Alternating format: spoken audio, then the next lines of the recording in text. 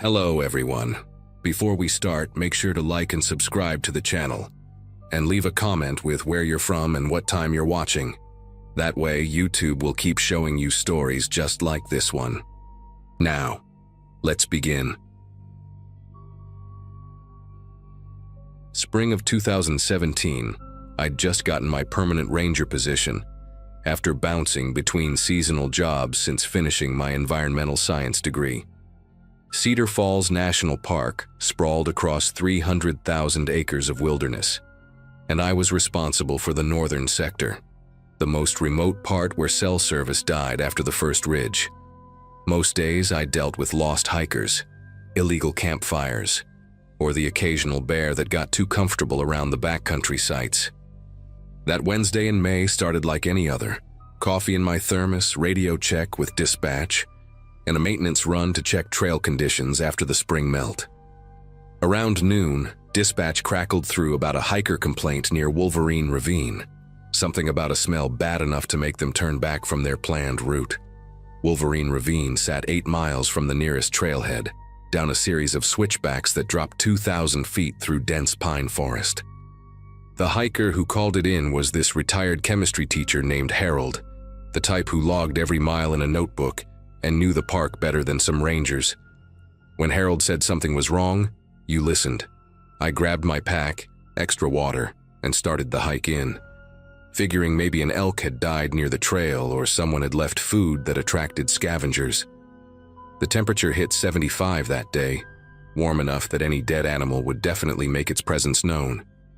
By the time I reached the ravine entrance, sweat soaked through my uniform shirt and gnats swarmed around my face, but nothing prepared me for the wall of stench that hit when the wind shifted.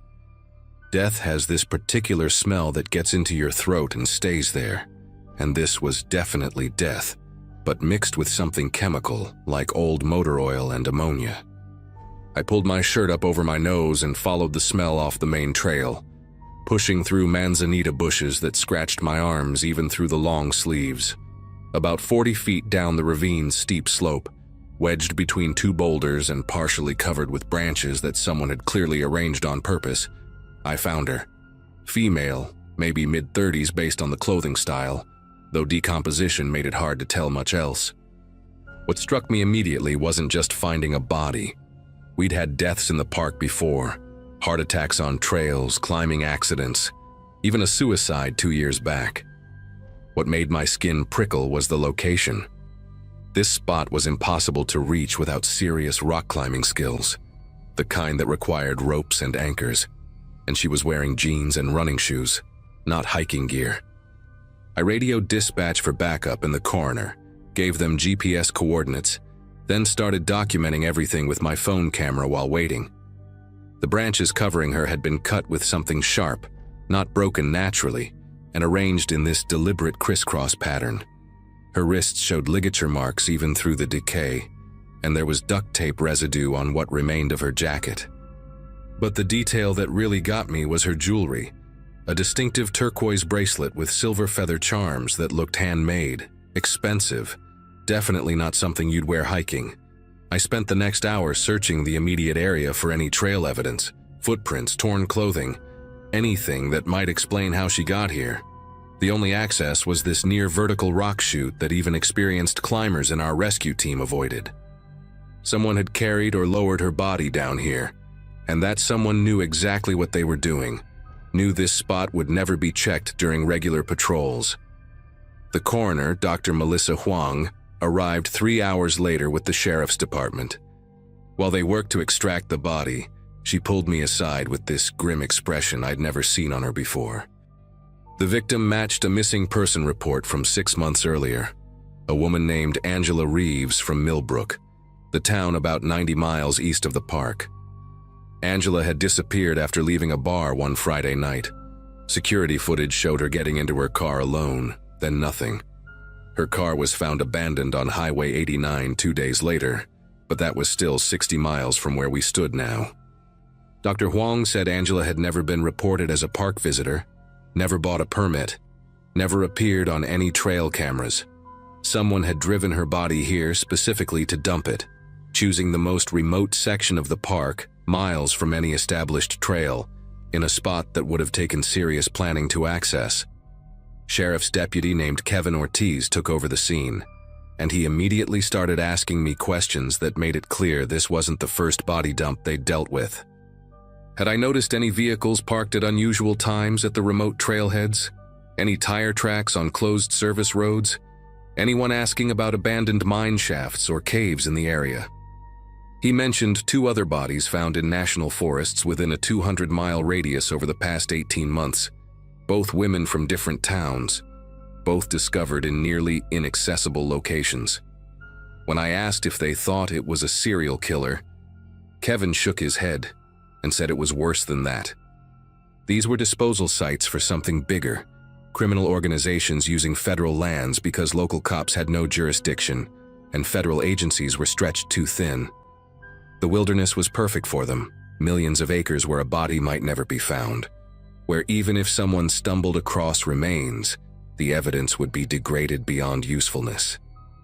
I couldn't get Angela Reeves out of my head that night, kept thinking about her family searching for 6 months while she was rotting in my park. The next morning, I started my own investigation, pulling up satellite maps of the northern sector, marking every possible vehicle access point that wasn't on official park maps. There were dozens of old logging roads from the 70s, most supposedly gated off, but gates could be cut. I spent my next 3 days off hiking these forgotten roads, and on the second day, found fresh tire tracks on what should have been an abandoned fire road near Granite Peak. The tracks led to a cleared area hidden by thick pine cover where someone had definitely been parking regularly. Cigarette butts and energy drink cans scattered around, fresh ones on top of weathered ones. From that spot, it was a 2-mile hike to another ravine system, even more remote than where we'd found Angela. I marked the coordinates and kept going. The second ravine made me wish I'd brought a weapon. About 300 yards in, the smell hit again, that same mix of decomposition and chemicals. This time I found 3 of them, different stages of decay, all women. All showing signs of violence, all carefully positioned in natural depressions and covered with branches in that same crisscross pattern. One still had blonde hair visible, synthetic extensions that hadn't decomposed, and a tattoo on her ankle of a butterfly with the name Sophia underneath. Another wore a medical alert bracelet for diabetes. The third was mostly bones, but the skull showed dental work, expensive veneers that someone would have records of. I took photos of everything, my hands trembling so bad I had to retake half of them. These weren't random victims. These were people with families, jobs, medical histories, women who'd been erased from their communities and hidden in mine. I called Kevin directly instead of going through dispatch. Figured the fewer people who knew about this, the better, until we understood what we were dealing with. He brought a full forensics team and 2 FBI agents who'd been investigating similar dumps in Nevada and Utah. Agent Diana Price, this woman with sharp gray eyes who looked like she hadn't slept in weeks, told me I'd found what they'd been searching for, the primary disposal site for a trafficking ring that operated along the Interstate 80 corridor. They moved women between cities for forced prostitution, and when someone became too much trouble, got too sick, or tried to escape, they ended up here. The chemical smell I'd noticed was industrial lime, used to accelerate decomposition and destroy DNA evidence. They'd been using my park for at least 2 years based on the decay rates, maybe longer. Diana said the people running this had to have someone local, someone who knew the park's patrol schedules, the seasonal patterns, when areas would be completely deserted. That comment about someone local made me think about every interaction I'd had differently. The contractors who maintained the remote facilities, the seasonal workers who came and went, even some of my fellow rangers who always volunteered for the cushier assignments near the visitor center. I started carrying my service weapon even on routine patrols, double-checking my truck for tampering each morning, varying my route so no one could predict where I'd be.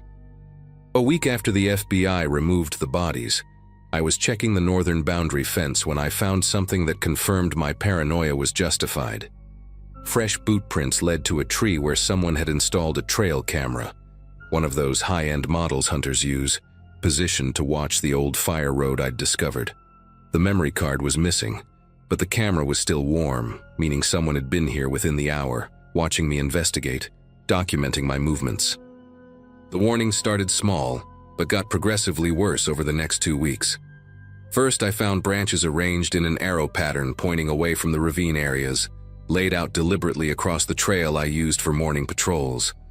Then someone slashed my personal truck's rear tire while it was parked at my cabin inside the park, even though the residential area was supposed to be secure, accessed only by employees with key cards. They wanted me to know they could reach me anywhere. The third warning came when I was returning from a night patrol and found fresh vehicle tracks in my driveway, circling my cabin 3 times, the driver never getting out, just circling and leaving. The tracks were from heavy tires, the kind on commercial trucks, and they'd been careful to stay on the gravel where individual tread patterns wouldn't show clearly. But the message was obvious. They knew where I lived, knew when I wasn't home, knew my schedule well enough to leave their calling card without being caught. The final warning was the one that made me request an immediate transfer. I woke up at 3 in the morning to my dog going absolutely crazy, barking and snarling at the bedroom window.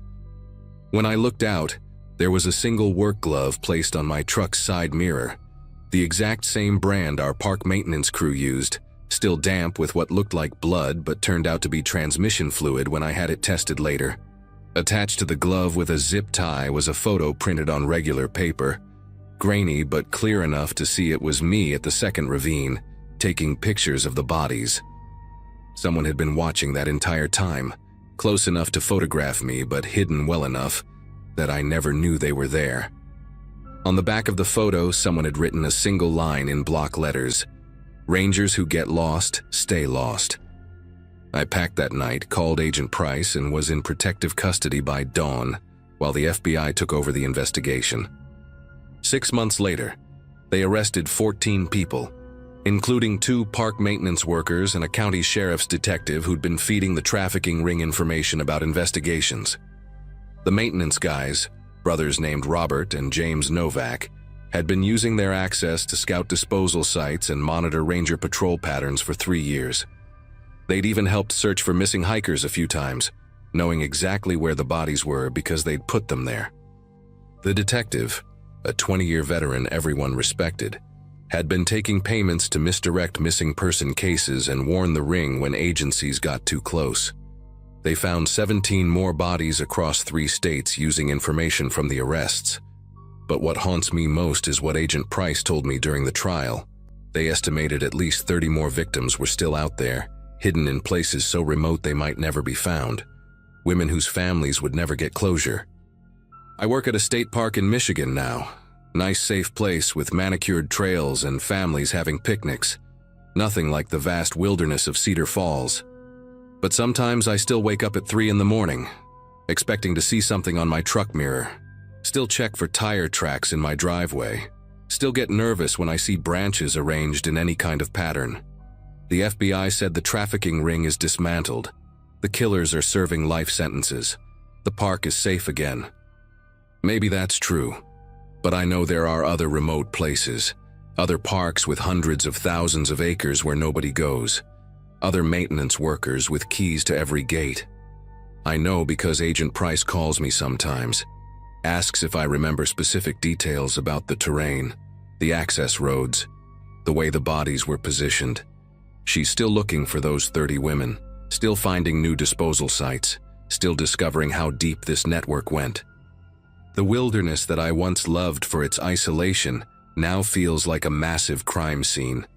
And I can't shake the feeling that we only found what they wanted us to find, that the really remote places, the ones even rangers don't patrol, are hiding worse secrets.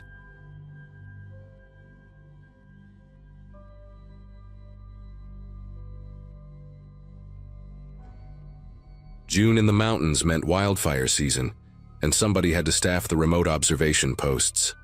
After 12 years with the Forest Service, rotating through the backcountry stations had become routine for me. Pine Ridge Cabin sat 14 miles from the nearest paved road, accessible only by a narrow dirt track that switched back through dense forest. Most rangers hated the isolation, especially the night shifts, but I actually preferred them. The silence gave me time to catch up on paperwork, monitor the radio channels, and watch for any signs of smoke on the horizon. That particular evening started like any other. I'd driven up just before sunset, relieving Greg, who'd covered the previous 3 days. He looked exhausted, mumbled something about a family of bears getting too comfortable near the outhouse, and practically ran to his truck. By 9 p.m., I'd settled in with my coffee, logbooks spread across the desk, the radio crackling softly with the usual chatter from dispatch and other stations scattered across the forest. Around 11:30, the radio static shifted into something else. At first, I thought another ranger was trying to reach me through interference, maybe from behind one of the ridges where signals got choppy, but the transmission wasn't following protocol. No call sign, no station identifier, just fragments of sound bleeding through the white noise. I adjusted the squelch, turned the dial slowly, trying to clean up the signal. What came through made me set down my coffee mug. It sounded like someone crying, muffled and distant, mixed with broken syllables that didn't form complete words. Then, clear as day between the static bursts, I heard it. A whisper, barely audible but unmistakable. My name. Not my call sign or ranger designation, but my first name, Claire, drawn out slow, like someone was tasting each letter. I grabbed the handset immediately, following procedure even though every instinct told me something was wrong. Protocol demanded I check with dispatch first, verify if any search and rescue teams were operating nearby, maybe dealing with an injured hiker or lost camper.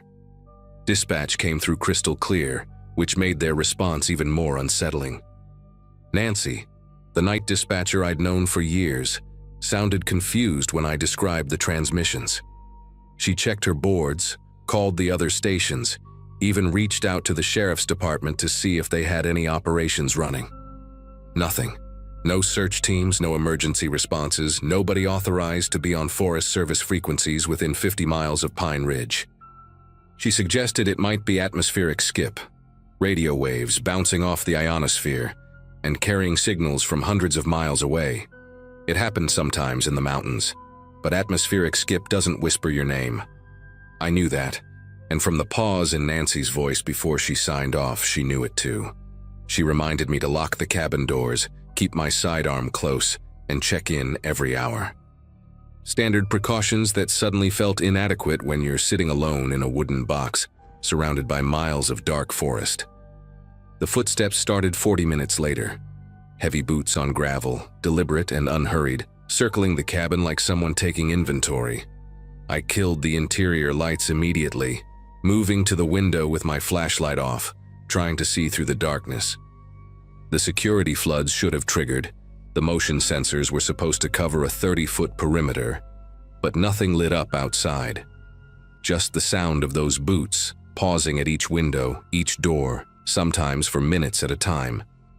At the back door, near the generator shed, the footsteps stopped completely. I heard the doorknob turn slowly, testing. The deadbolt held.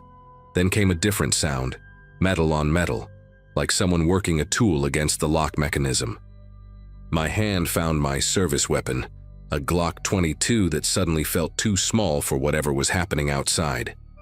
The scratching at the lock continued for maybe 2 minutes before the footsteps resumed their circuit, moving toward the front of the cabin where the main entrance faced the access road. I needed to check the power situation, figure out why the security lights had failed. The main breaker panel was mounted on the exterior wall near the generator, which meant going outside. Not an option while someone was out there stalking the perimeter, but I could access the backup battery system from inside, a small closet near the radio desk that housed the emergency power inverter. When I opened the panel door, the LED indicators were all dark, dead.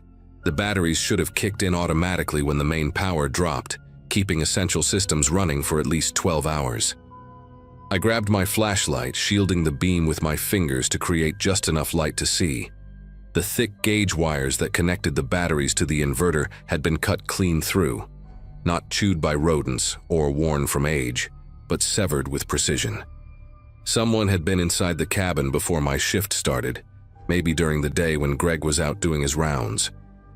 They'd sabotaged the backup power, knowing exactly which wires to cut, understanding our emergency systems better than most rangers did. The radio crackled again, and this time the voice was clearer. A man, speaking in a monotone that made my chest tighten. He recited details about me like reading from a file. My middle name, which wasn't on any of my work documents. The make and model of my personal vehicle parked outside. The fact that I lived alone in a rental duplex on Sycamore Drive back in town, Unit B, with the cracked concrete step I'd been meaning to report to my landlord for months. He knew I jogged the Riverside Trail every morning when I wasn't on duty, usually around 6:30, past the old railroad bridge where the homeless camps used to be. He mentioned the coffee shop where I grabbed breakfast most Sundays, the corner booth I preferred by the window. Then he said something that made me stop breathing for a moment. He described the scar on my left shoulder blade, a jagged line from a climbing accident when I was 19, something you'd only see if you watched me changing clothes. The transmission cut to static before I could respond, leaving me standing in the dark with the severed wires at my feet. My training kicked in through the panic. First priority, establish communication with dispatch. The radio still worked, running on its own battery pack, but I needed to be strategic. If this guy was monitoring the frequency, broadcasting my situation would tell him exactly what I was planning. I switched to the emergency channel, used my personnel code, and kept the message brief. Told Nancy we had a Code 3 situation, potential hostile at Pine Ridge, requesting immediate law enforcement backup. She responded instantly, said units were rolling from town, but it would take them at least 90 minutes to reach my position. 90 minutes. In the city, that's a movie and a half. Out here, alone with someone who'd been studying me for God knows how long, it might as well have been a week. Nancy stayed on the line, her voice steady and professional, but I could hear the tension underneath. She kept asking if I was secure, if I needed medical, if I could provide a description. I told her I was barricaded inside, armed, and couldn't see the subject. What I didn't tell her was that I could hear him again, not walking anymore, but dragging something heavy across the gravel toward the front door. The sound stopped directly outside, followed by a wet splashing noise and the sharp smell of gasoline seeping through the door frame. My mind raced through the possibilities, none of them good. The cabin was old wood, dry as kindling after months without rain. If he lit it up, I'd have maybe 3 minutes before the whole structure became an inferno. Going out the back meant running blind into the forest where he could be waiting. The windows were too small to squeeze through quickly, designed to keep bears out, not to provide emergency exits. I grabbed the fire extinguisher from the kitchen, knowing it was pathetically inadequate against what was coming. Then I heard the match strike. One single match, the sulfur tang mixing with the gasoline fumes.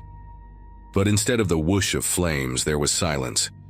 Then his voice, not through the radio this time, but right outside the door, calm and conversational like we were discussing the weather. He said he'd been watching me for 3 months, learning my patterns, waiting for the perfect opportunity. Tonight was supposed to be simple, he said. But now that the cops were coming, plans had to change. He started talking about other women, other cabins, other nights that ended differently. Jennifer in Washington State, a park volunteer who disappeared 2 years ago. Lisa from Colorado, another solo ranger whose body they found at the bottom of a ravine, ruled an accident. He knew details that never made the news, things only the killer would know. The way Jennifer had tried to radio for help but couldn't get a signal. How Lisa had hidden in the supply closet for 6 hours before he found her. He was building his resume, wanting me to understand exactly who was standing outside my door. Then he mentioned something that changed everything. He said Greg, my colleague who'd worked the previous shift, never made it home. His truck was about 2 miles down the access road, pushed into a gully, with Greg stuffed in the trunk.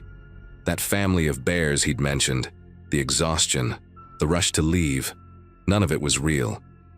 It was this man, wearing Greg's uniform, standing 3 feet from me in the cabin, close enough that I'd smelled the cigarette smoke on his jacket. He'd handed me the logbook, discussed the weather patterns, acted out a perfect performance, while probably still covered in Greg's blood. The gasoline puddle under the door hadn't been lit. It was a test, he explained, to see if I'd panic and run out the back where he'd set up something special. When I held my position, he knew I was smarter than the others. That made it more interesting, he said. The sheriff's units would arrive eventually, find the cabin intact, me missing, blood somewhere that could be mine, or could be from the deer carcass he'd dragged up from the valley. They'd search for weeks, maybe find some of my gear scattered in different directions, each piece telling a different story about which way I'd gone.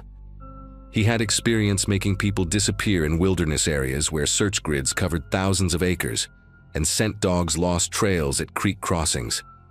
But first, he needed me to come outside voluntarily. The gasoline was just encouragement. What came next would be worse. I heard him walking away from the door, his footsteps heading toward where my truck was parked. The sound of glass breaking told me he was smashing my windows, and then came another splash of gasoline, this time followed immediately by the roar of flames. My truck burning meant no escape route, but it also meant something else. Fire in dry conditions would spread, create smoke visible for miles, bring every available resource running. He'd made a mistake, let his need for psychological torture override his planning. I radioed Nancy with my exact coordinates, told her about the vehicle fire, Greg's probable location, and the confession about the other victims. She was already patching through to state police, FBI, everyone who could move faster than the local sheriffs. Through the window, I watched my truck become a torch, flames reaching up toward the pine canopy. That's when I saw him clearly for the first time, silhouetted against the fire. Tall, maybe 6'2", built like someone who spent time in these mountains, wearing tactical gear that wasn't Forest Service issue. He had a rifle slung over his shoulder, looked like a Remington 700, the kind hunters used for elk. He was focused on the burning truck, seemed to be enjoying the destruction, and that gave me the opening I needed. I moved to the back door, the one he'd tested earlier, slipped the deadbolt as quietly as possible, and eased outside into the darkness behind the cabin. The forest floor was thick with pine needles that muffled my steps as I circled wide, keeping the cabin between us, moving toward the trail that led up to the old fire watchtower a quarter mile above. If I could reach it, I'd have high ground, better radio signal, and a defensive position until help arrived. But 50 yards from the cabin, I found his trap. Steel cable stretched between trees at ankle height, nearly invisible in the darkness. If I'd run out the back door in panic like he'd expected, I would have hit it at full speed. Further along, I could make out other cables, probably creating a funnel towards something worse. I stepped over carefully, continued up the slope, and that's when I heard him discover I'd left the cabin. His roar of rage echoed through the forest, followed by gunshots, 3 rounds punching through the cabin walls. He was shooting blind, furious that his script had been broken. The sound of helicopter rotors in the distance made him stop. State police, Nancy had said, were already airborne when my call came in, responding to another incident. They'd diverted immediately. The searchlight hit the clearing 30 seconds later, illuminating everything, the burning truck, the cabin, and him, standing in the open with his rifle, looking up at the helicopter like he was calculating odds. He ran. Not toward the forest where he might have evaded capture for days, but straight to the access road, where he must have stashed a vehicle. The helicopter followed, searchlight tracking him through the trees, while I screamed our location into the radio, directing ground units that were now only minutes away. They caught him 2 miles down, trying to ram through a roadblock the sheriffs had set up. Walter Hutchinson, 41, from Idaho originally, wanted in 3 states for similar attacks on women in remote locations. He'd been a wildland firefighter years ago, knew our procedures, our schedules, how we operated alone in these isolated posts. Greg survived, barely. They found him unconscious but breathing, severe head trauma but stable once the medics reached him. The cigarette butts under my cabin window tested positive for DNA linking Walter to 5 other crime scenes. He'd been hunting female rangers and park workers for 6 years, studying us, learning our patterns, picking the ones who worked alone. They found journals in his vehicle, detailed notes about dozens of women, their routines, their vulnerabilities. rating us like we were targets in some sick game. I finished that shift, waited for the sun to come up, gave my statement to what felt like 100 different officers, then drove myself home in a borrowed Forest Service vehicle. Took 3 weeks before I could sleep without checking the locks every hour. 6 weeks before I stopped hearing footsteps that weren't there. The department offered me a transfer to an administrative position, desk work in a nice safe office with security cameras and key card access. I turned it down. Maybe that sounds crazy, but these mountains, this job, they're part of who I am. Walter Hutchinson doesn't get to take that from me. They've changed procedures now, though. Nobody works the remote cabins alone anymore. Always teams of 2. Panic buttons that signal GPS coordinates directly to law enforcement. Infrared cameras that can't be disabled from outside. But sometimes, during those long, quiet nights when I'm back at Pine Ridge with my new partner sleeping in the next room, I still hear it. Not footsteps or voices on the radio, but the sound of someone watching, waiting, learning. Because Walter wasn't the only one out there. During his interrogation, he mentioned others like him. People who'd figured out that rangers in remote posts were perfect targets. We caught one predator, but there are thousands of isolated cabins across the country, thousands of people working alone in places where screaming brings no help. The only difference now is we know they're hunting us, and we're ready.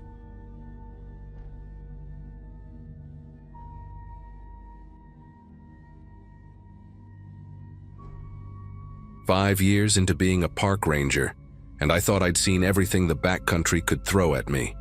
Bears breaking into supply sheds, hikers getting lost with their GPS still showing full bars, illegal grow operations hidden in the deep ravines. Monday was supposed to be routine maintenance on the old fire road that paralleled Eagle Creek, a section we'd ignored since early summer. My supervisor wanted it cleared before hunting season brought the service trucks through. I remember finishing my second cup of coffee at the station, checking the weather report showing clear skies all week, and loading my chainsaw and brush clearing tools into the truck. The drive out took 40 minutes on winding mountain roads, past the tourist overlooks where families would stop for photos later in the day. At the trailhead, I strapped on my work belt, shouldered my pack with water and emergency supplies, and started the 6-mile hike to where the real work would begin. 2 miles in, right where the trail hooks around this massive chunk of granite that looks like God dropped it there as an afterthought, I saw something that made me pull up short. A wire, thin as fishing line but definitely metal, stretched across the path at shin height. Morning dew had collected on it, creating tiny prisms in the early sunlight. My brain immediately went to poachers, since we'd been dealing with illegal deer snares for months. But when I crouched down for a better look, careful not to touch anything, I realized this was all wrong. The wire connected to a spring mechanism concealed in the undergrowth, attached to what looked like rebar stakes sharpened to wicked points. The whole setup was designed to swing up hard when triggered, and the height was calculated for something walking on 2 legs, not 4. I marked it with orange tape, stepped back carefully, and got on my radio to report what I thought was just some psychopath's idea of a hiking deterrent. Dispatch patched me through to my supervisor, Howard, who told me to document everything and wait for law enforcement. While I waited, I started searching the area more carefully, keeping my eyes peeled for more wires or disturbed ground. 20 feet further up the trail, I found another trap, this one more elaborate. A bent sapling held under tension by a rope system, designed to whip across the path when someone stepped on a concealed pressure plate made from old plywood and springs. The engineering was actually impressive in a terrifying way. Whoever built this understood physics and had access to hardware store materials. But what really made my skin prickle was finding a water bottle tucked behind a tree, still half full, with the condensation on the inside suggesting it had been left recently. The label was torn off, but there was a black X drawn on the cap with permanent marker. Sheriff's deputy showed up about an hour later, a guy named Peterson who I'd worked with on a few search and rescue operations. He took one look at the traps and immediately called for backup in the crime scene unit. While we waited, he asked if I'd noticed anything else unusual in the area lately. That's when I remembered something from the previous week. A hiker had reported finding a backpack off-trail near Osprey Point, about 3 miles from where we were standing. The pack had been torn apart, not by animals, but deliberately, with the straps cut and the contents scattered. We'd assumed it was teenagers being destructive, maybe looking for cash or electronics. But Peterson's face changed when I mentioned it, and he got back on his radio, speaking in codes I didn't recognize. When he finished, he told me they'd been tracking someone for the past 2 weeks, a suspect who jumped bail on federal weapons charges after threatening a judge. The guy's name was Mason Keller, former Army, trained in what Peterson called irregular warfare tactics. Apparently, Keller had gone off the deep end after losing a custody battle, blamed the entire system, and decided to disappear into the wilderness rather than face prison time. What Peterson didn't tell me, but what I found out later from another deputy, was that Keller had stolen camping equipment, weapons, and enough MREs to last months from an Army surplus store, injuring the owner in the process. The FBI had been tracking him through 3 states, always a step behind. They suspected he was in our park because his ex-brother-in-law had a hunting cabin near the northern boundary, abandoned for years but still standing. Peterson asked me to lead them to the cabin, said I knew these trails better than anyone. I should have said no, should have clocked out and gone home to my empty apartment and my microwave dinner. But I kept thinking about the families who hiked these trails every weekend. Kids who ran ahead of their parents, teenagers who came up here to smoke pot and make out. So I agreed. We formed a small team.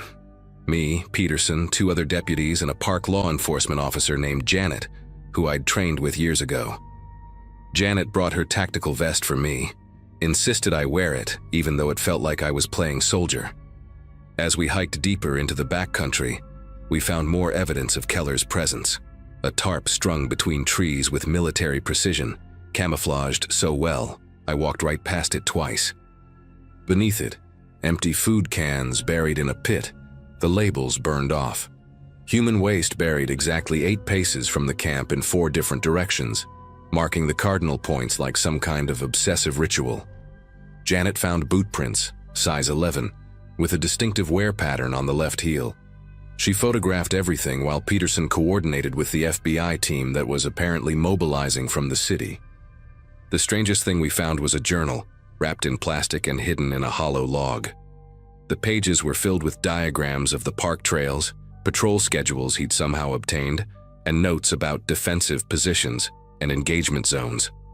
My name was in there, along with the names of 6 other rangers, our vehicle numbers, our usual routes. He'd been watching us for weeks. Near the abandoned hunting cabin, the traps became more sophisticated and deadly. Pit traps covered with branches and leaves, deep enough to break an ankle or worse. A crossbow bolt rigged to fire when someone opened what looked like an old Forest Service supply box. Peterson's team had to mark and photograph each one, creating a maze of orange tape that made the forest look like a crime scene from hell. The cabin itself sat in a small clearing, surrounded by tall pines that blocked most of the sunlight even at midday. From 50 yards out, it looked deserted, just another relic from when this land allowed hunting leases. The windows were dark, door hanging slightly open, roof thick with pine needles and moss. But Janet noticed something through her binoculars that made us all stop. Fresh scratches on the door frame, about shoulder height like someone had been keeping a tally. She counted them quietly, then looked at Peterson. 43 marks. We'd had exactly 43 missing hiker reports in the past year, though most had been found or returned on their own. Coincidence, maybe, but my gut was telling me otherwise. Peterson called in our position and told us to hold while they brought in a tactical unit. We set up a perimeter, each of us watching a different approach to the cabin. That's when I saw him for the first time, just a glimpse through the trees, maybe 70 yards north of our position. Tall, lean, wearing old woodland camo that blended perfectly with the forest shadows. He was watching us through what looked like hunting binoculars, completely still, like he'd been there the whole time. I whispered to Peterson, pointed to where I'd seen him, but by the time he looked, Keller had vanished. No sound, no movement in the underbrush, nothing. Peterson got on the radio immediately. warning the incoming units that the suspect was mobile and aware of our presence. The FBI helicopter that had been on standby started making passes overhead, using thermal imaging to try to locate him. But Keller knew these woods, had been living in them for weeks, maybe months. He'd prepared for this, and we were walking into his territory on his terms. The tactical unit arrived within 40 minutes, 8 guys in full gear who looked like they'd stepped out of a military recruitment poster. Their leader, a sergeant named Vasquez, took one look at our map of the trapped areas and shook his head. He said clearing the cabin would be like walking through a minefield, except the mines could be anywhere, triggered by anything. They brought in a bomb disposal robot first, one of those tracked units with a camera and mechanical arm. Watching it roll toward the cabin on the monitor they'd set up was surreal, like a video game where the stakes were real bodies and real blood. The robot made it about halfway before triggering something. A log, probably 40 pounds, swung down from the trees on a cable, smashing into the robot hard enough to flip it over. The thing sparked once and died, its camera feed going black. Vasquez cursed in Spanish and ordered everyone back another 20 yards. That's when we heard the whistle. Not a bird, not wind through the trees, but a human whistle, clear and deliberate. The tune was familiar. Took me a second to place it. The army marching cadence, the one about Jody stealing your girl while you're deployed. It was coming from multiple directions, like Keller was moving impossibly fast, or there was more than one person out there. Peterson and Vasquez exchanged a look that told me they were thinking the same thing I was. This guy wanted us to know he was watching, wanted us scared and off balance. The whistling stopped as suddenly as it started, replaced by something worse. A voice amplified through what sounded like a cheap megaphone coming from somewhere behind the cabin.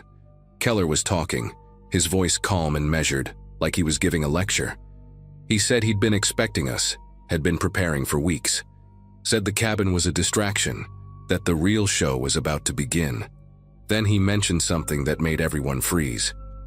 He knew about the school group, the 30 middle schoolers on a nature education trip, camping at the group site near Bear Lake, only 2 miles from our position. Vasquez immediately split his team, sending 4 guys sprinting toward Bear Lake while radioing for every available unit to converge on the school campsite. I knew that trail better than anyone. Told Vasquez I could get them there faster using a deer path that cut 40 minutes off the main route. He nodded, assigned 2 of his men to come with me while the rest continued to secure the cabin area. We ran hard, branches tearing at our clothes, jumping fallen logs, sliding down steep sections where the trail was more suggestion than path.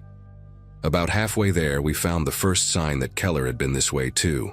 A wallet deliberately placed on a rock in the middle of the trail. The driver's license showed a woman named Carol, 43, from Oregon. One of the teachers had to be. The tactical guys wanted to stop, check for traps, but I kept moving. Every second counted now. We could hear the helicopter circling ahead, and then the radio crackled with news that made me run even harder. They'd found the school group safe, but traumatized. Keller had walked right into their camp at dawn before anyone else was awake, and had a conversation with one of the teachers while she made coffee. Told her about the traps, showed her photos on a digital camera of every single one he'd set, then walked away into the forest like it was just another morning hike. The chase lasted 6 more hours. Keller led us through terrain that would have broken most people, up cliff faces through dense undergrowth that required machetes to pass, across streams swollen with snowmelt. He was always just ahead, leaving signs that he wanted us to follow, pieces of gear, more photos showing traps we hadn't found yet, even a map with locations marked in red X's. The FBI profiler who'd arrived by then said Keller was controlling the narrative, making us play by his rules, exhausting resources while he dictated the terms. But he made one mistake. Near sunset, he crossed through an area where a controlled burn had cleared the undergrowth 2 years prior, leaving nowhere to hide for almost 300 yards. The helicopter spotted him immediately, and this time he had nowhere to disappear to. They tried to talk him down over the loudspeaker, but Keller just stood there in the middle of that burned area, hands at his sides, watching the helicopter circle. When the tactical team closed in from 3 directions, he didn't run, didn't fight, just smiled and put his hands behind his head. They found 14 more trap locations from the map in his pocket, 2 caches of supplies he'd hidden months ago, and a journal detailing his surveillance of park operations going back almost a year. During his interrogation, which I watched parts of later, he said he'd never intended to hurt anyone, just wanted to prove how vulnerable the system was, how easy it would be for someone with actual malicious intent. The traps, he claimed, were all demonstrations, carefully placed where he knew Rangers would find them before civilians did. The prosecutor didn't buy it. Neither did I.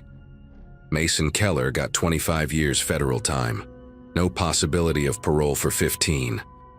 They cleared every trail in the park twice, found 67 traps total, some so well hidden they needed metal detectors to locate them. The park stayed closed for 3 weeks, while they made sure it was safe. When we reopened, attendance was down 70%. Families didn't trust that we'd found everything, and maybe they were right. Sometimes when I'm out checking trails, especially on that old fire road where I found the first wire, I still look twice at every shadow, test the ground before I take a step, and wonder what else might be out there, waiting.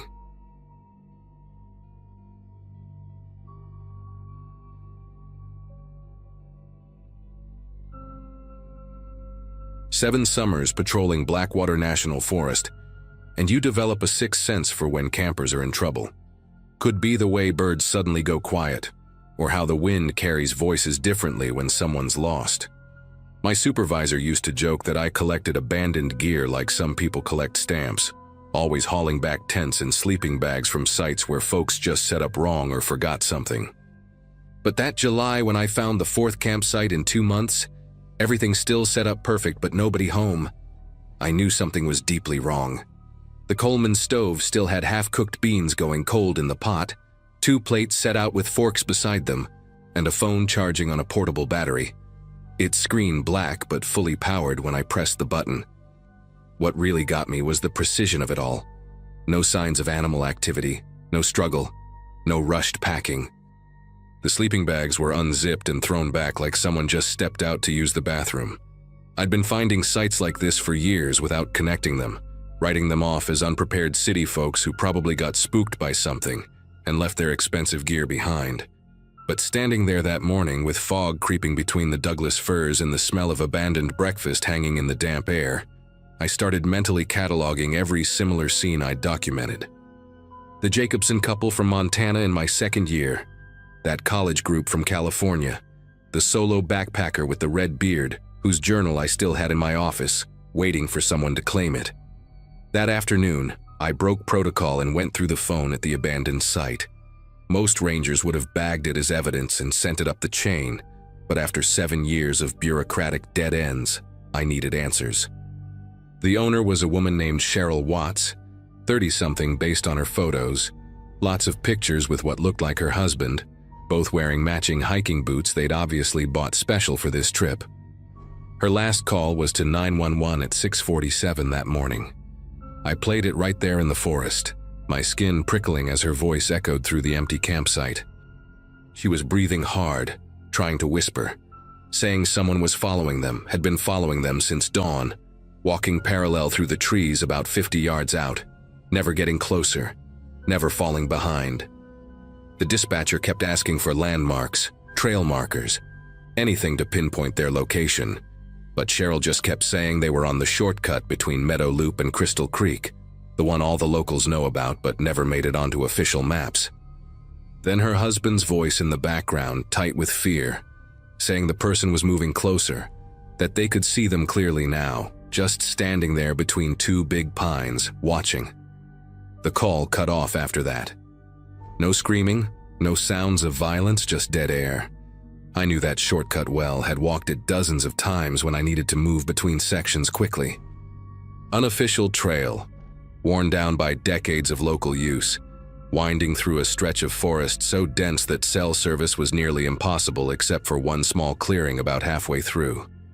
I spent the rest of that day in the station's records room, pulling every missing persons report from the past 15 years. My supervisor, Alan, thought I was wasting time, but the pattern was there once you looked for it. Every single disappearance had happened within a 3-mile radius of that unofficial trail. Different months, different years, but always the same area. The really sick part was how spread out they were, sometimes 2 or 3 years between incidents, just long enough that nobody connected them. Different jurisdictions, different search teams, different reports filed away in different boxes. But I had them all spread across the conference table now, and the map I was marking with red pins looked like a constellation of violence, all centered on that hidden path through the woods. By evening, I'd found something that made my chest tight with dread. 3 of the recovered phones had partial recordings or text messages describing the same thing Cheryl had reported. A person following them, staying parallel, moving through the trees with unnatural quiet. One hiker, a kid from Arizona State who vanished in 2011, had managed to send a video to his girlfriend.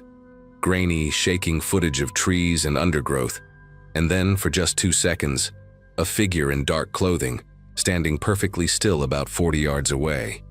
The face was too distant to make out clearly, but the posture, the way they stood with their weight balanced, ready to move, looked practiced. Like someone who had done this many times before, who knew exactly how far away to stay to keep their prey nervous, but not quite panicked enough to run. I drove out to the shortcut trail as the sun was setting, not sure what I expected to find.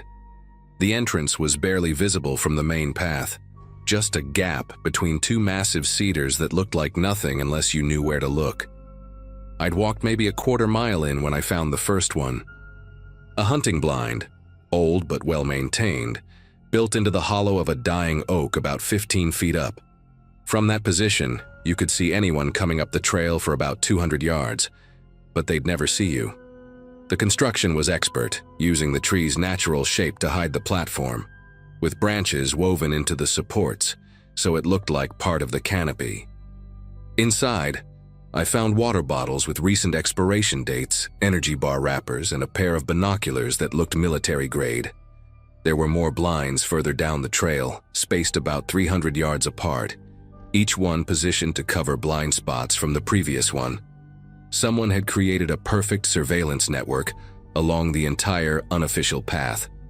But the worst discovery came at the 4th blind, where I found a notebook wrapped in plastic. Pages and pages of observations, written in cramped, neat handwriting. Times, dates, descriptions of hikers, details about their gear, their pace, whether they were experienced or amateur. Some entries had check marks next to them. When I cross-referenced the dates with my missing persons files back at the station, every check mark matched a disappearance. The last entry was from 3 days ago, describing Cheryl and her husband in perfect detail, down to the color of their backpack straps. My radio crackled to life, Alan asking for my position. I told him to send everyone he could to the shortcut trail, that I'd found evidence of a serial predator. While waiting for backup, I kept reading through the notebook, trying to understand the pattern. The writer never hunted locals, only outsiders who stumbled onto the unofficial trail by word of mouth or accident. They watched for days sometimes, learning routines, waiting for the perfect moment when the hikers would be in that cellular dead zone. The level of patience was staggering. Some entries tracked the same group for a week before they either left the area or got marked with that checkmark. The handwriting occasionally mentioned the collection point, always in reference to a location deeper in the forest, past where the unofficial trail ended. Sheriff's Department arrived within an hour, along with state police and 2 FBI agents who happened to be working another case nearby. We set up a command post at the trail entrance, and by midnight, we had K9 units working through the forest. The dogs picked up a scent trail from the last blind that led deeper into the wilderness, into an area that technically wasn't even part of the park anymore. Private land that had been sold off decades ago to various buyers, parcels that changed hands so often the county had trouble tracking current ownership. Around 3 in the morning, the dogs led us to an old fire road that hadn't been on any of our maps. Fresh tire tracks in the dirt, deep grooves from a heavy vehicle. The road wound up the mountain for about 2 miles before we found the cabin. It looked abandoned from the outside, just another old hunting lodge left to rot. But the door had a new deadbolt, and the windows, while dirty, were intact and reinforced. We waited for the warrant while keeping the place surrounded. When we finally entered at dawn, the smell hit us first. Chlorine and something else. Something organic and wrong. The main room was set up like some kind of processing station. Industrial plastic sheeting on the floors, commercial-grade freezers along one wall, and a collection of hunting and butchering tools arranged with obsessive precision. But no bodies. The FBI agents found trace evidence, hair and blood that would later match several missing hikers, but whoever lived here had been careful. The back room had surveillance equipment, monitors showing feeds from hidden cameras all along the unofficial trail, some angles I hadn't even found yet. A whole wall covered with photographs of hikers, hundreds of them, some crossed out with red marker. We never found Cheryl and her husband, or any of the others marked with check marks. The cabin's owner was listed as a shell company that led nowhere, registered to a P.O. box that had been closed years ago. Forensics pulled one partial print from the notebook, but it didn't match anyone in the system. For 3 weeks, we had teams combing every inch of that forest, checking every cave, every ravine. State police put up roadblocks, but whoever had been hunting in those woods was gone. They'd probably left the moment I'd called for backup, monitoring our radio channels just like they'd monitored everything else. The unofficial trail is closed now, blocked off with federal warning signs, but locals still report seeing someone out there sometimes walking parallel to the official trails, staying just inside the tree line. Park Service added more rangers, installed cameras, but that whole section of forest still feels wrong, like something terrible soaked into the soil itself. I transferred to a different park the next year, couldn't handle walking those trails anymore, knowing he was probably out there somewhere, maybe watching from some blind we never found, waiting for everyone to forget so he could start hunting again.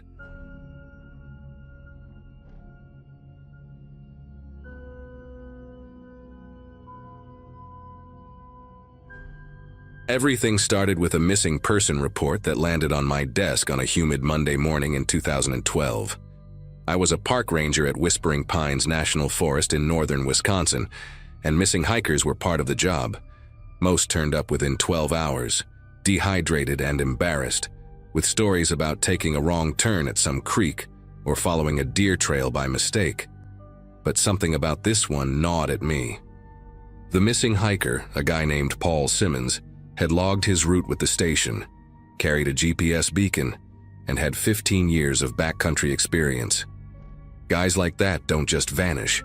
My supervisor wanted me to check Zone 4, the most remote section of the park where Paul had planned to set up camp.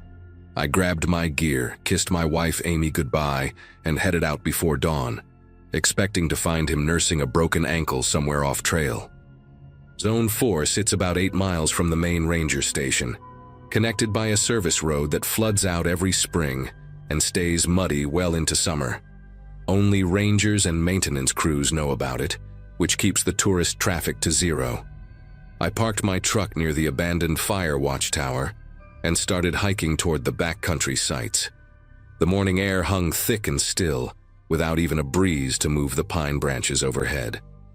About half a mile in, I spotted fresh drag marks cutting through the underbrush. They started near a fallen log and disappeared into a thick cluster of mountain laurel. The marks were maybe 3 days old, carved deep into the soft earth, with a strange pattern that suggested someone had been pulling something heavy while trying to stay hidden from the trail. I pushed through the laurel branches, following the disturbed ground for about 30 yards, when that familiar sick, sweet smell of decomposition hit me like a physical wall. The shallow grave was barely 2 feet deep, hastily covered with loose dirt and pine needles that had already started to scatter.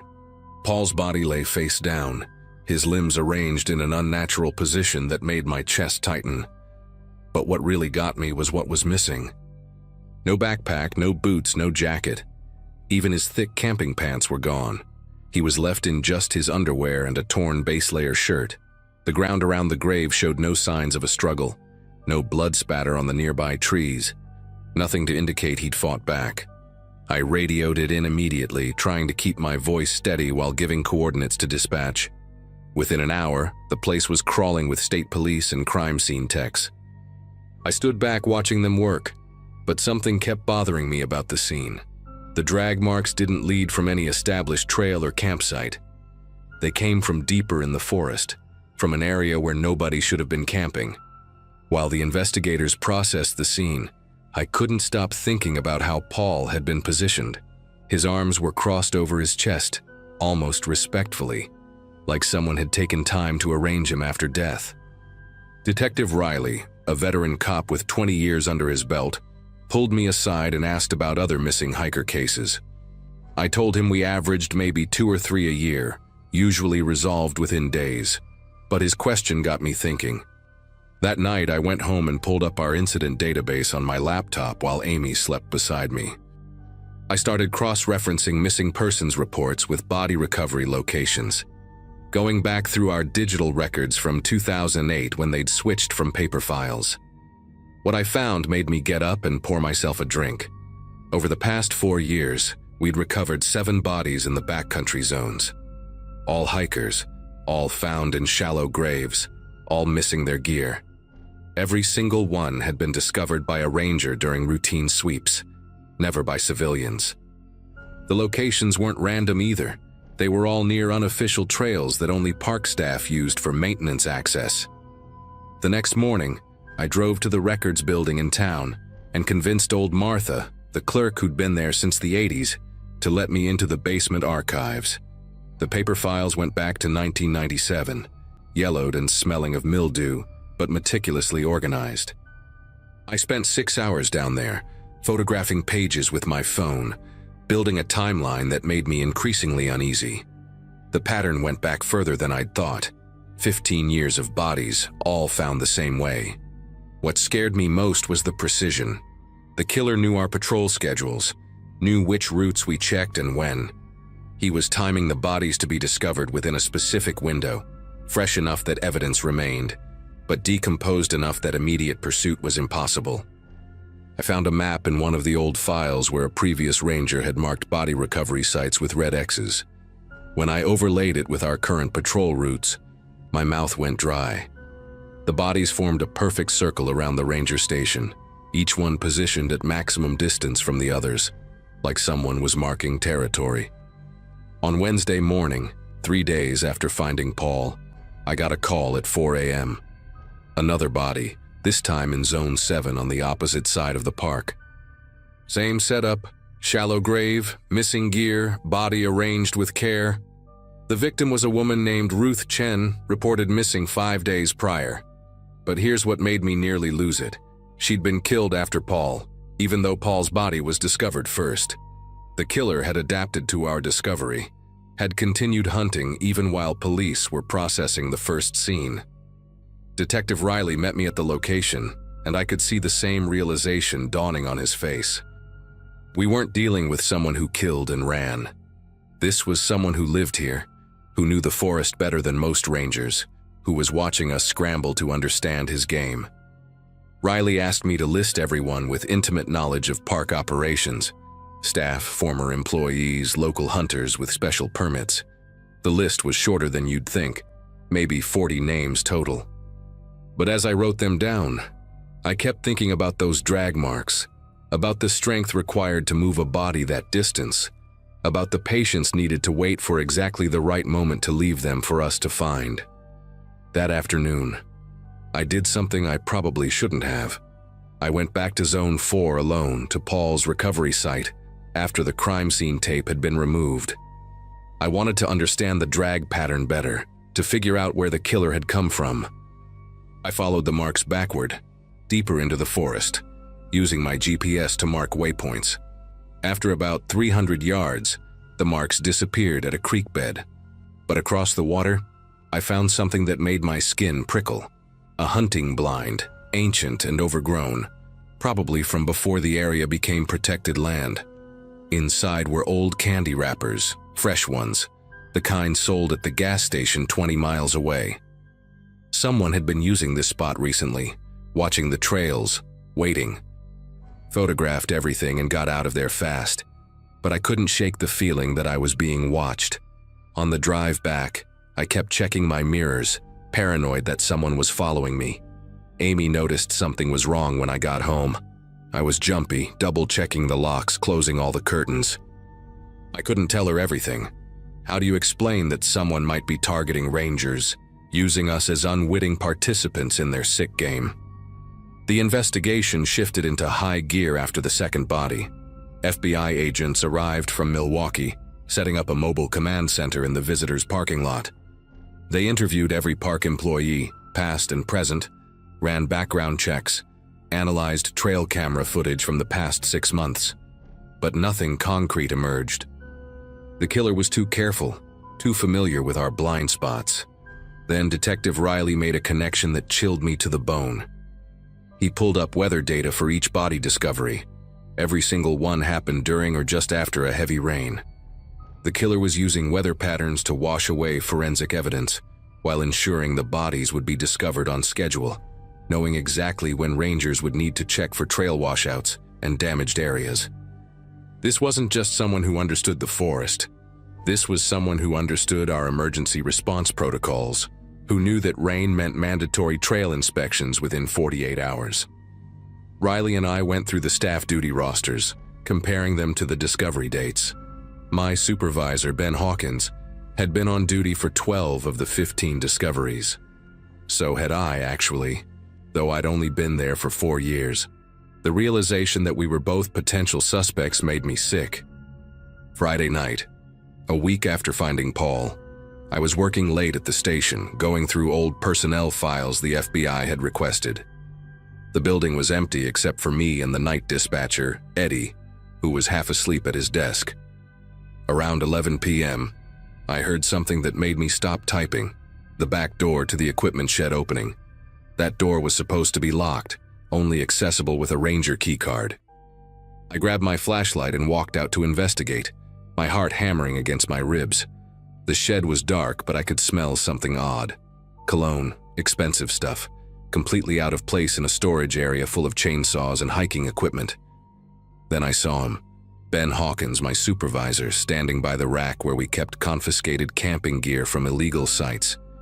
He had a backpack in his hands, one I recognized from the evidence photos, Paul Simmons' missing pack. When he saw me, he didn't run or try to explain. He just stood there with this strange, calm expression, like he'd been expecting this moment for years. "You were always too thorough, too smart for your own good," he said, setting the backpack down carefully, almost reverently. Before I could react or call for help, Ben started talking, his voice conversational, like we were discussing trail conditions over coffee. He told me about his first kill back in 1997, a drifter who'd threatened him with a knife near the old mining road. Self-defense, he claimed, but something had awakened in him during that struggle.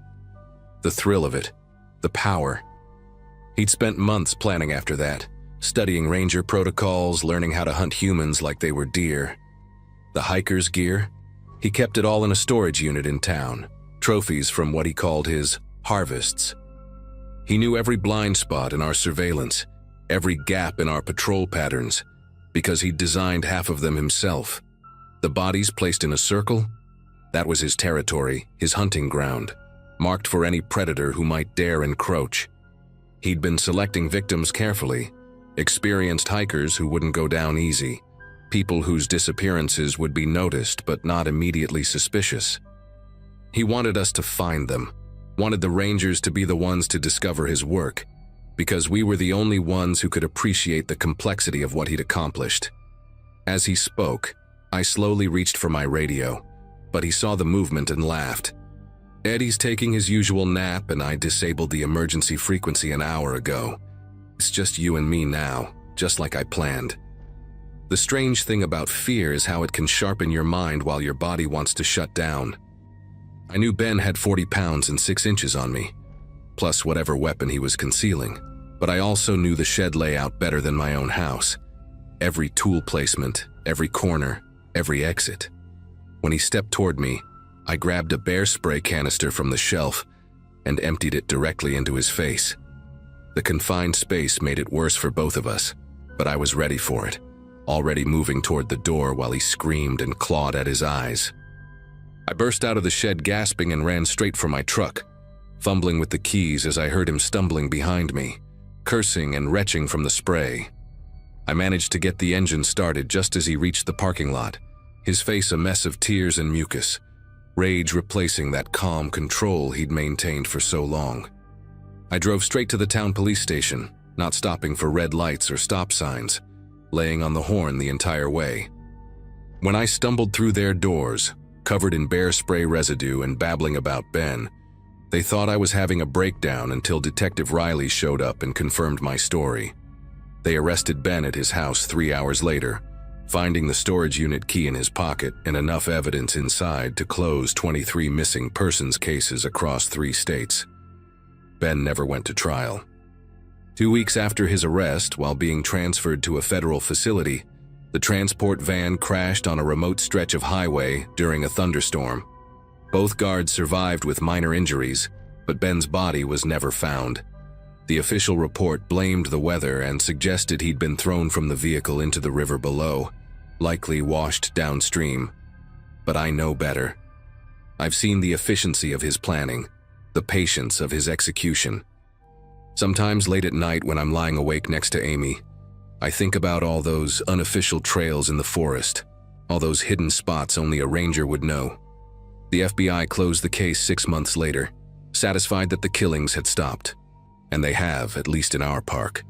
But last month I got an email from a ranger in Wyoming about some hikers going missing near their backcountry zones, bodies found stripped of gear in shallow graves.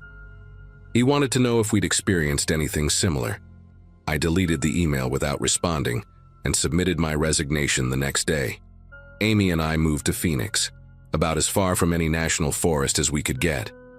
I work in hotel management now, and I sleep better surrounded by concrete and streetlights than I ever did among the trees. But sometimes I still dream about that circle of bodies around the station, and I wake up wondering if it was really about territory, or if Ben was marking something else entirely, a hunting ground he'd returned to when everyone had forgotten, when new rangers took over who didn't know to look for the signs.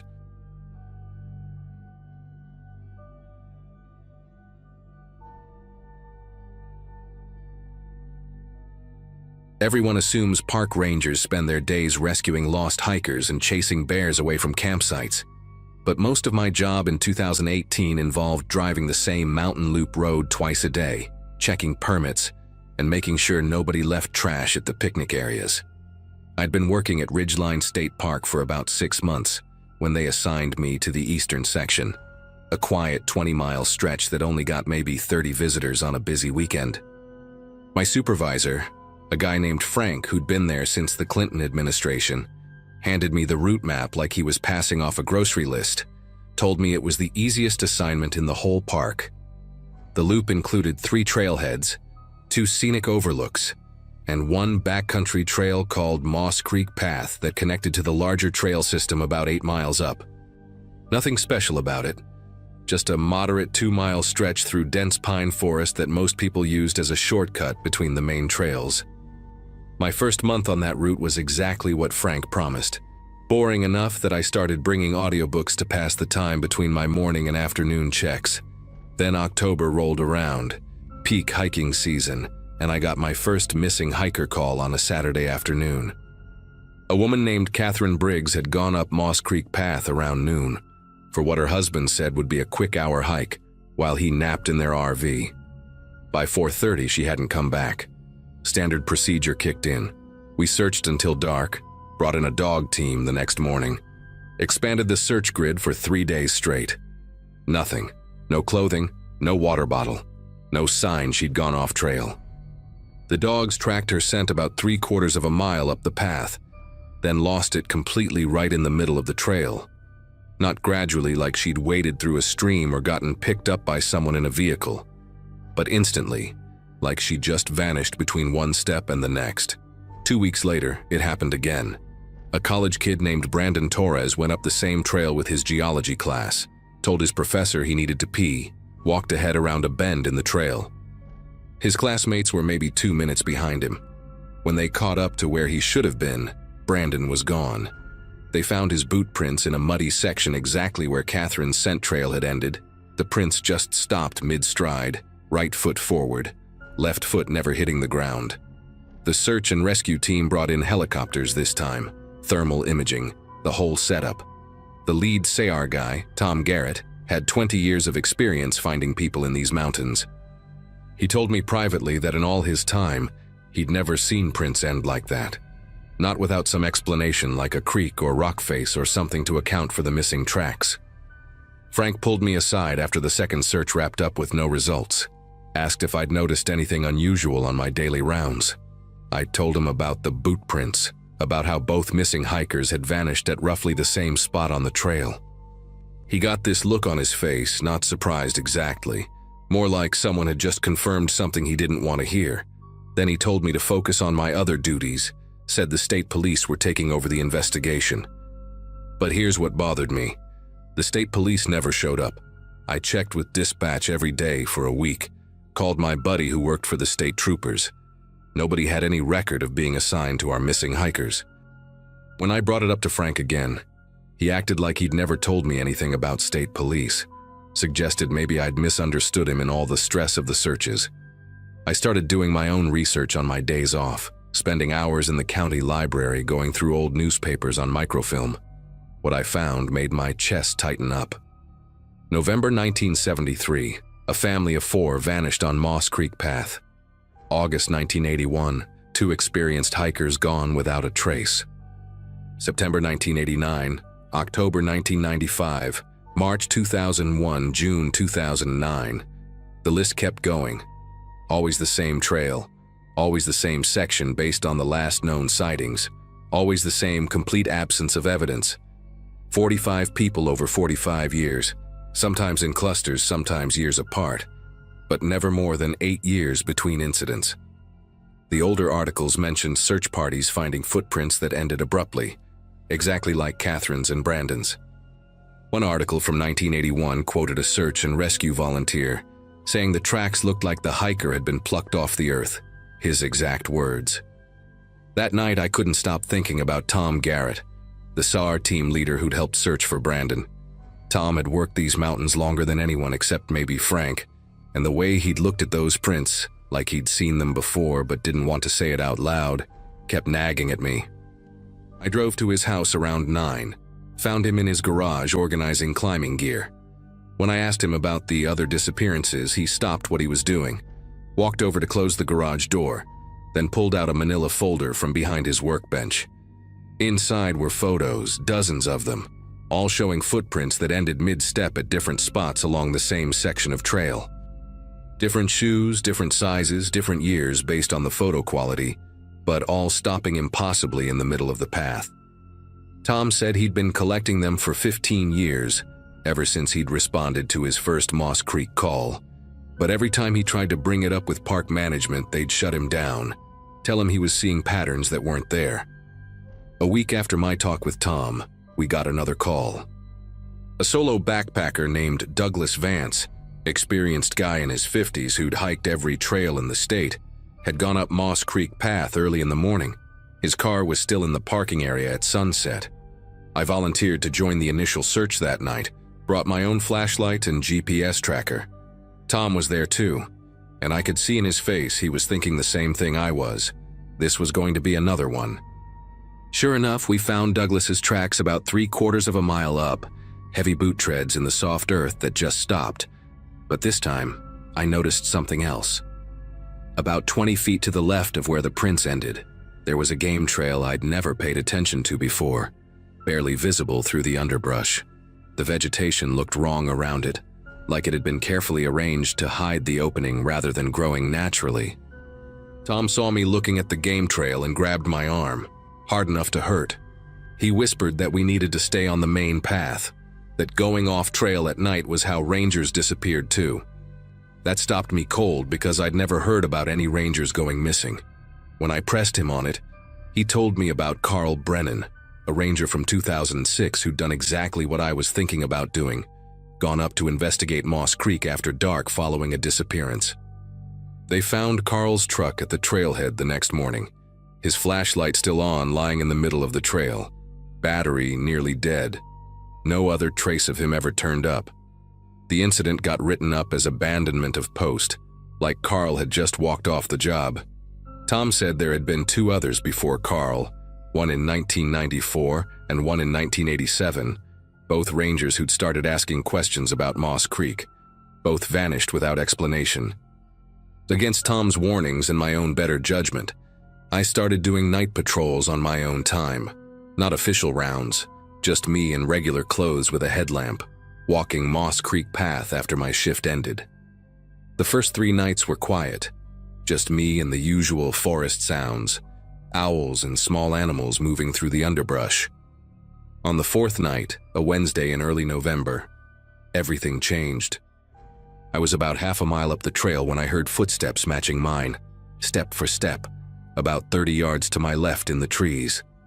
When I stopped, they stopped. When I started walking again, they started, keeping perfect pace.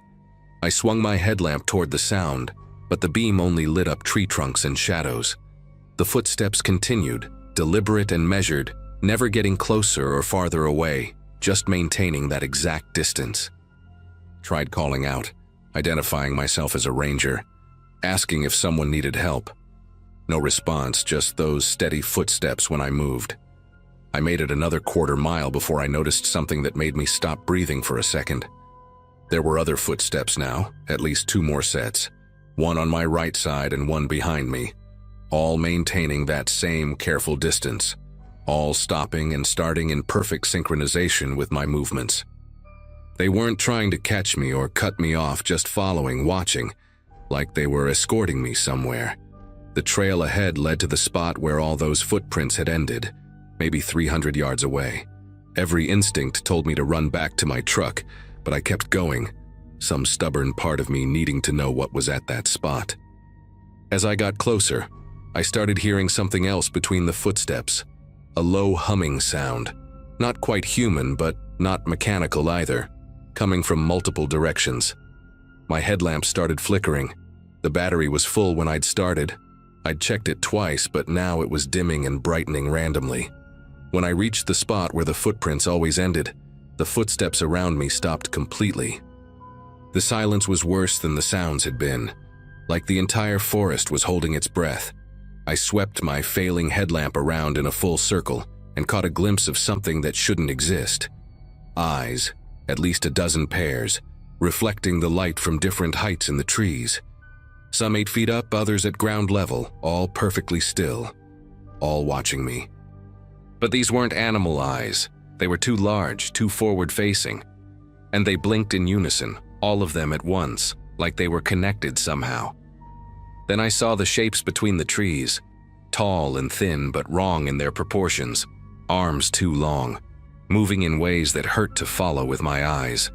They weren't quite people, but they stood upright, wrapped in what looked like old Park Service uniforms, torn and weathered but still recognizable.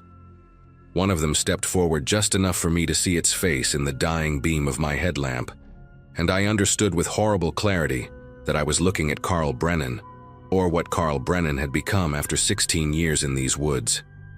The thing that used to be Carl opened its mouth, and when it spoke, the voice came from all directions at once, from all of them, like they were sharing the same thoughts. It said they'd been watching the trail since before the park existed, selecting people who met certain criteria I couldn't understand. Something about electromagnetic signatures and biorhythms that meant nothing to me, but seemed to matter to them. They weren't killing anyone, they were collecting them, changing them, making them part of whatever they were. Carl said they'd been human once, all of them. Hikers and rangers who'd been chosen over the decades, transformed into something that could survive in the spaces between what we see, moving through dimensions or planes or whatever they called it. They offered me a choice, join them voluntarily and keep enough of myself to remember who I'd been, or wait until they decided to take me anyway and lose everything. I ran then, sprinted down that trail faster than I'd ever moved in my life, their laughter following me, knowing they could catch me whenever they wanted but letting me go for now. I quit the next morning, walked into Frank's office and handed him my badge and keys without explanation. He didn't ask why, didn't try to convince me to stay, just nodded like he'd been expecting it and pulled out a form he already had filled out with my name and that day's date. As I was leaving, he said something that confirmed every suspicion I'd had about the cover-up. He told me to forget about Moss Creek, said that some things had been happening in these mountains longer than the Park Service existed, longer than the state itself, and the best anyone could do was manage it, keep the numbers low, make sure it didn't get out to the public. The park stayed open because closing it would raise questions, would bring investigators and journalists, would disturb arrangements that had been in place for generations. He said they kept the trail open as a kind of offering, let those things take a few people a year so they wouldn't range further, wouldn't start hunting in the towns at the base of the mountain. I moved 3 states away, took a job in retail, tried to pretend those months at Ridgeline never happened. But last month I saw a news article online about a family that vanished on Moss Creek Path. The Mitchell family, parents and 2 teenage kids, gone without a trace. The article mentioned that search efforts were being coordinated by the head ranger, Frank Coleman, who assured reporters that everything possible was being done. I know better. I know those 4 people are out there in the woods right now, changed into something else, watching the trail, waiting to collect whoever meets their criteria next. I thought about calling the FBI, the media, anyone who might listen, but who would believe me without proof? And going back for proof would mean walking that trail again. Sometimes at night, I dream about those eyes in the trees, all blinking in unison, and I wake up wondering if they're still watching me somehow, if the choice they offered is still on the table, if one day I'll just disappear from my apartment and wake up back in those woods transformed into whatever they are. The truth is, the disappearances will keep happening, have to keep happening, because the alternative is worse, and everyone who knows about it has agreed to let it continue rather than risk what might happen if those things in the woods got hungry enough to leave the trail.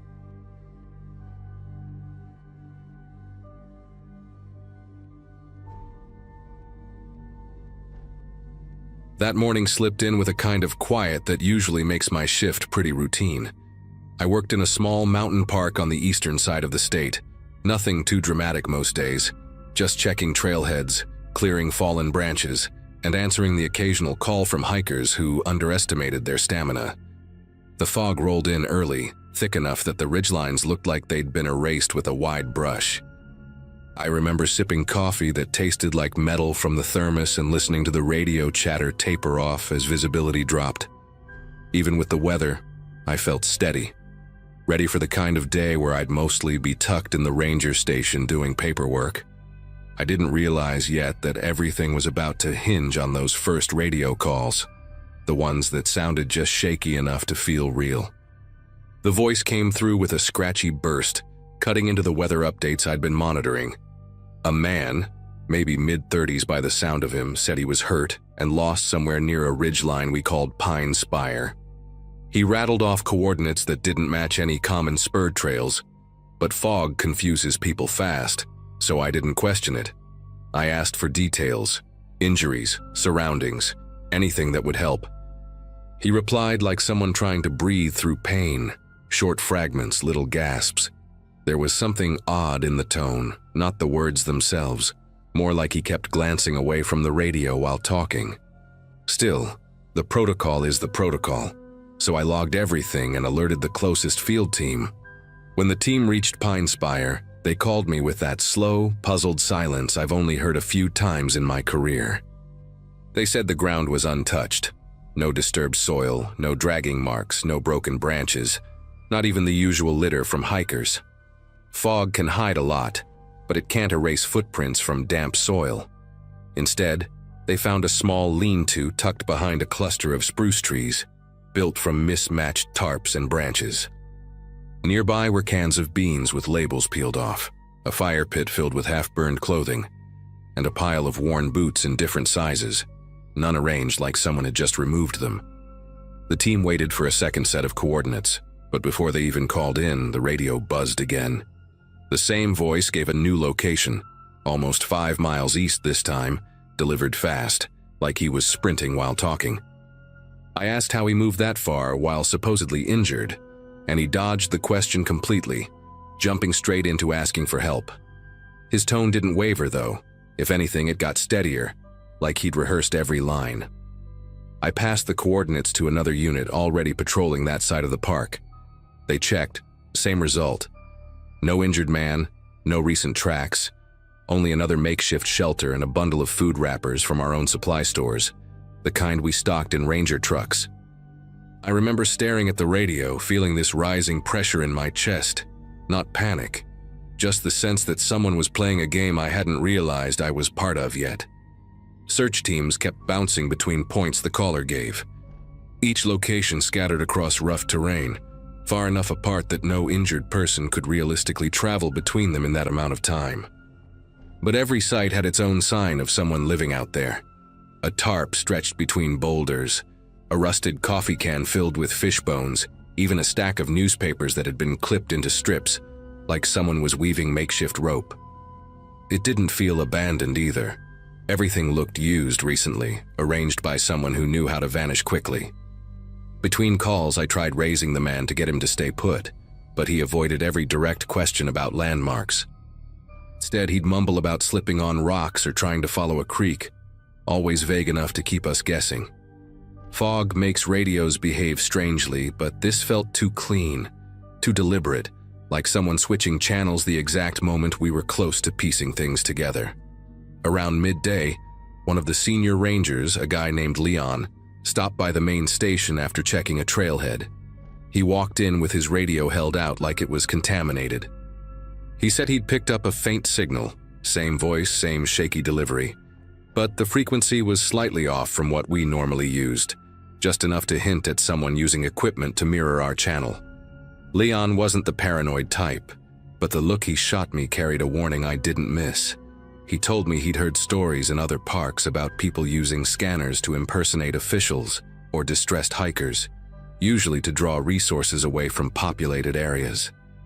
He said it low, almost reluctantly, like he didn't want the idea to take root. But it did. It made too much sense. Fog swallowed most of the roads, turning familiar paths into featureless gray lanes. From the station windows, even the nearest trail marker looked like a smudge. With every new call, I felt the pattern solidifying. The caller never repeated a location, never described the shelters we kept finding, and never reacted when we said teams were only minutes away. It dawned on me that he wasn't trying to be found at all.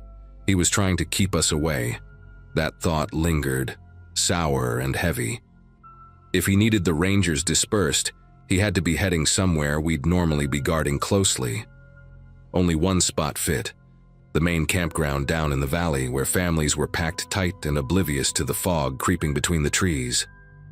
I radioed Leon and asked him to swing by the campground just to check if anything seemed out of place. He agreed, but the signal crackled as he pulled away, the fog turning his voice into fragments. While he drove, another call came through from the fake hiker, this time claiming he could hear bears nearby and begging for someone to reach him fast. He even rattled the radio against something hard, trying to mimic panic. I didn't answer immediately. Instead, I waited, listening to the static behind his voice. There was a faint whirring sound I hadn't caught before, like a cheap fan or a battery pack humming near the microphone. The kind of noise handheld scanners make when they're not grounded properly. It felt like the last puzzle piece clicking into place. Leon checked in a few minutes later, sounding strained. He said the campground seemed quiet at first, kids playing near the fire pits, a couple arguing while setting up a tent, normal weekend stuff. But then he noticed that one of the supply sheds behind the ranger kiosk had its padlock pried open, the metal bent like someone had worked on it for a while. Inside, the shelves were ransacked. First aid kits, propane canisters, non-perishable food, all gone. Even the emergency radio batteries had been stripped out of their cases. Leon said there were muddy impressions on the ground nearby, not footprints exactly.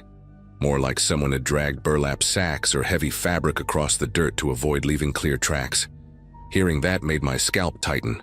Whoever had been calling us wasn't wandering aimlessly. They were gearing up, gathering what they needed while we chased ghosts in the fog. I told Leon to hold position and keep eyes on the main loops while I notified the rest of the team. Before I could finish the message, the fake caller broke in again, louder this time, practically shouting coordinates. But he slipped, He said, "Nobody's around, it's safe," and then cut himself off like he realized he'd said too much. Safe for who? I muted my mic, steadying myself, and replayed his words in my head. If he thought no rangers were nearby, then maybe he was close to the campground, expecting us to be miles away searching for him. That meant he was watching, waiting for an opening, maybe preparing to raid the full storage area or worse. Try something with the campers who didn't know any of this was happening. The fog probably emboldened him.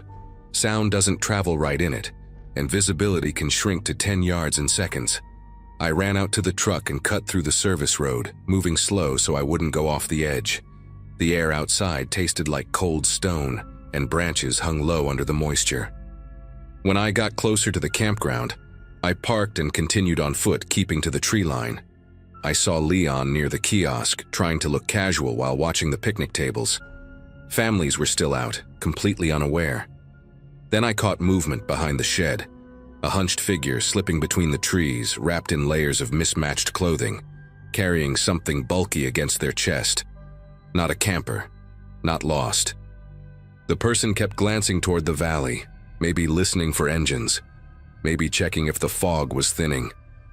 As I stepped closer, my radio crackled again with that same fake distress call, coming from the direction of the figure. He was broadcasting live while scouting the campground, hoping we'd still be chasing his decoys. Instead of rushing him, I signaled Leon and circled wide to cut off any escape route. The figure ducked behind a stump, then bolted toward the maintenance road when he realized we'd zeroed in on him. He dropped a few items along the way, a stripped radio battery, a jar of peanut butter from our supply shed, even a torn map marked with several circles that matched the fake coordinates he'd given all day. Leon intercepted him first, tackling him hard enough to send the stolen gear scattering over the gravel. When we pulled the mask from his face, he looked younger than I expected, maybe late 20s, with eyes darting so fast they didn't land on anything. He kept mumbling about needing supplies, about people filling the woods, about how he thought we'd stay busy long enough for him to grab everything he needed. The sheriff's office took him shortly after, and once the fog finally thinned, the whole campground learned how close they'd come to being part of a different story entirely. I still think about that day whenever the fog settles thick and the radio hisses unpredictably, how a simple voice on the line nearly turned into something much worse.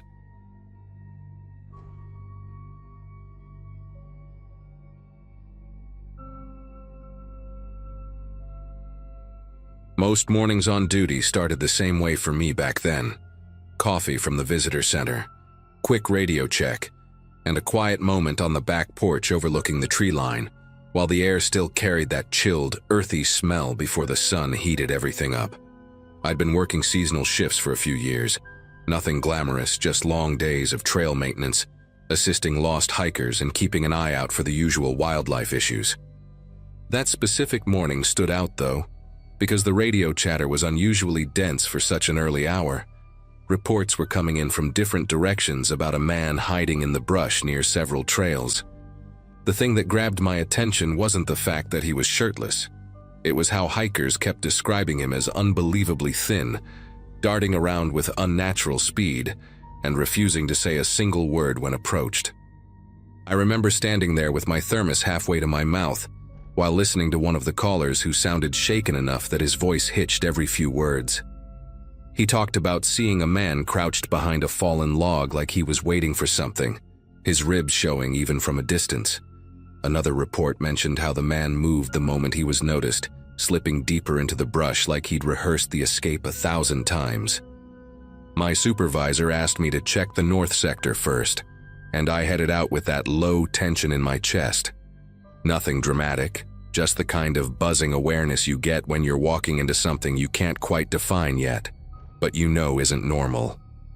By early afternoon, the situation escalated when a backpacker came stumbling onto the service road, injured, breathing hard like he'd sprinted half a mile.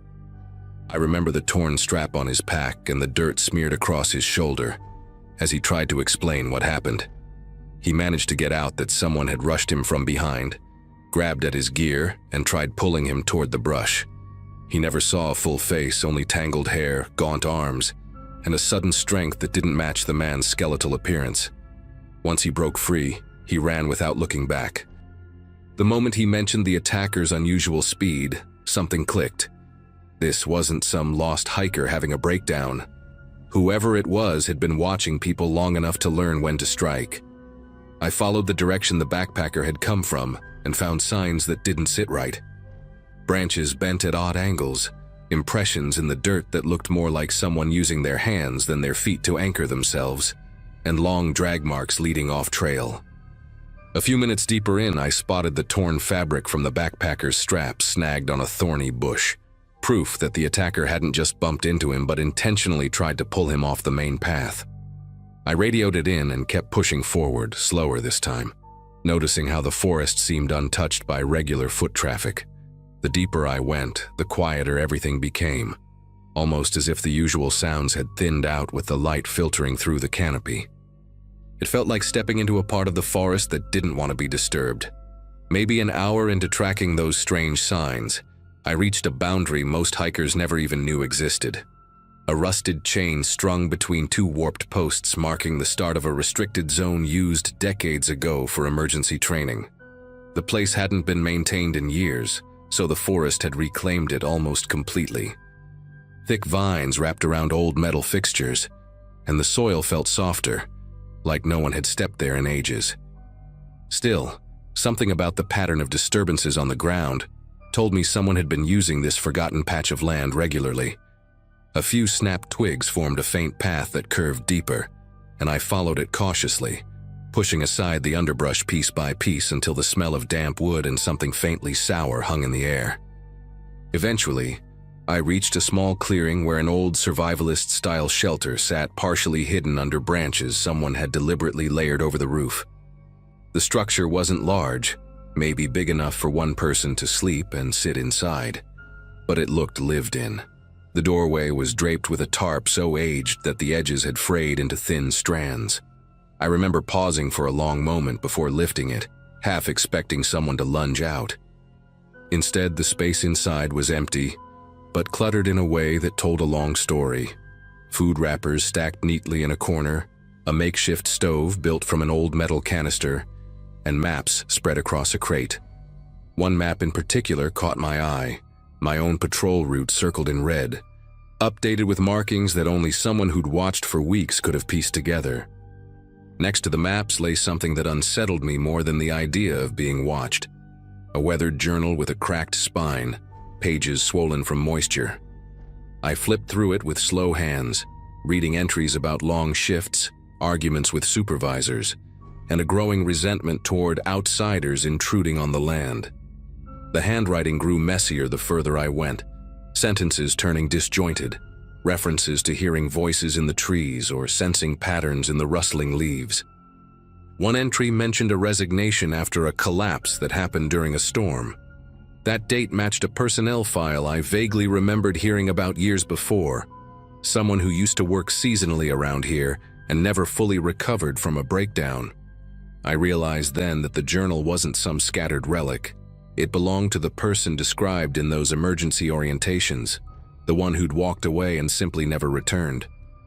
While processing all of this, I spotted a pile of torn clothing hidden beneath a slab of bark. Some pieces looked sun-bleached, others dirty and stiff with mud. Among them were fragments of gear that matched descriptions from missing persons cases that had circulated quietly among staff for years. Those cases had always felt disconnected. A hiker who vanished without a trace, a camper who never made it back to their site. But the locations had all hovered around this general sector. Standing there, the weight of it sank in. Whoever had lived in this shelter didn't just know the forest better than anyone. They had shaped their entire existence around avoiding human contact while watching everything that moved. This wasn't a ghost story or some legend passed around campfires. It was a person who had let isolation reshape them into something unpredictable. I stepped away from the shelter to radio in the findings, but before I even reached for the device, a branch snapped from somewhere to my right. Sharp, intentional, too close to be wildlife. I didn't see anyone, but the feeling of being observed tightened around me like a net. The silence had a weight to it now, as if the trees were holding their breath. I spoke calmly into the radio, giving my location and requesting backup, choosing my words carefully so I wouldn't spark panic. While I waited, I kept scanning the tree line, watching for the slightest twitch of movement. At one point, I spotted a smudge of dirt on a rock that hadn't been there minutes earlier. It was enough to tell me he knew exactly where I was and had probably been watching since the moment I crossed into the restricted zone.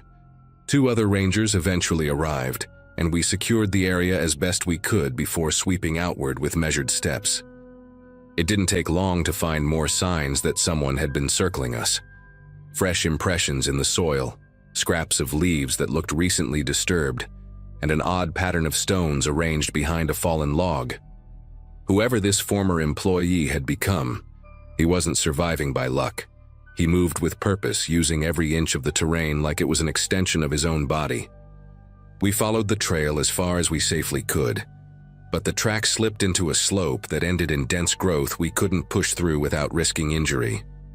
Eventually, our supervisor called off the pursuit, deciding we'd already pushed our luck far enough without visual confirmation of the suspect. Over the next few weeks, patrols were doubled, trail cameras were installed, and certain areas were temporarily closed.